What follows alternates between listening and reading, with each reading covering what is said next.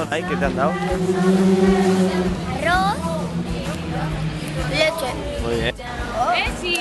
Y ya nos han dado. Y dicen que ya... Yo ya he conseguido una. Toma.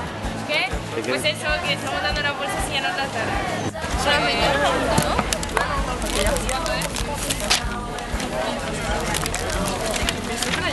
Arroz y frijolitos, fideos.